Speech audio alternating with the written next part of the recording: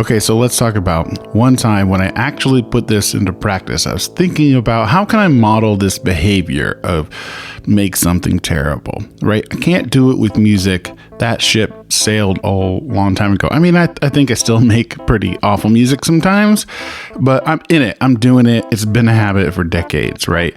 And so what's something that I've always talked about wanting to do that I haven't done yet?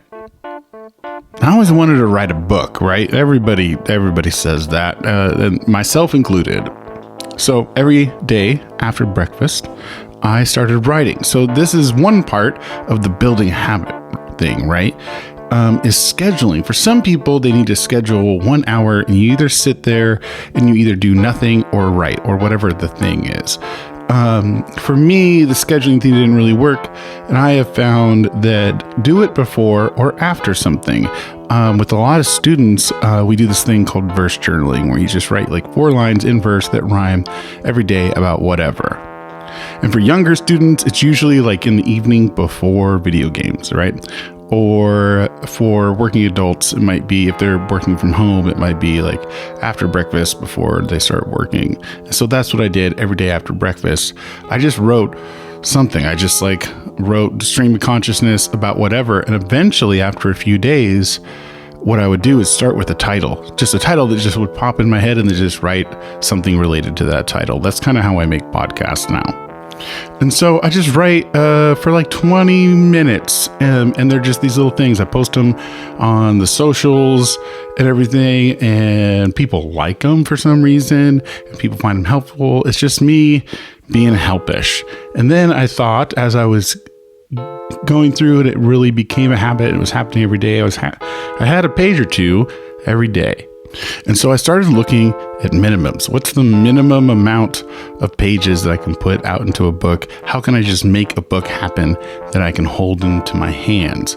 And so you can buy What the Helpish Volume 1 on Amazon. You can buy it. It's a print book. It'll come to your house. And on the back is the most important thing. That's the next part of this make something terrible thing, is creating expectations. Usually, when you get a book, there's a blurb on the back that kind of tells you like who it's for and tries to get you to read the book. The back of my first book tells you who it's not for and why you shouldn't bother reading this book. This was at a time when I was really rejecting a lot of things that were just not working in my life and making shit worse. I'm going through a similar thing right now. This sort of emotional and social spring cleaning. And right on the back of that book, it says, if you're a perfectionist and you like that about yourself, you should go read something else. If you're one of those people where you get really bothered by grammar, if you would like that to change about you, then maybe you should read the book. But if you are happy with that, you like being a grammar Nazi or whatever the kids are saying these days, this isn't for you, because I misspell things sometimes on purpose just to fuck with you.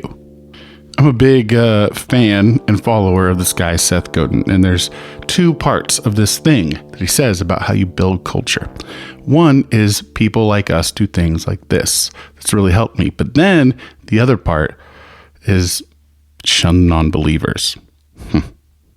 Shun the non-believers. Hey, shun the non-believers. You don't have to please everybody. Shun the non-believers. Shun the non-believers. Hey, shun the non-believers. You don't have to please everybody. Shun the non-believers. Shun the non-believers. Hey, shun the non-believers. You don't have to please everybody. Shun the non-believers. Shun the non-believers. Hey, shun the non-believers. You don't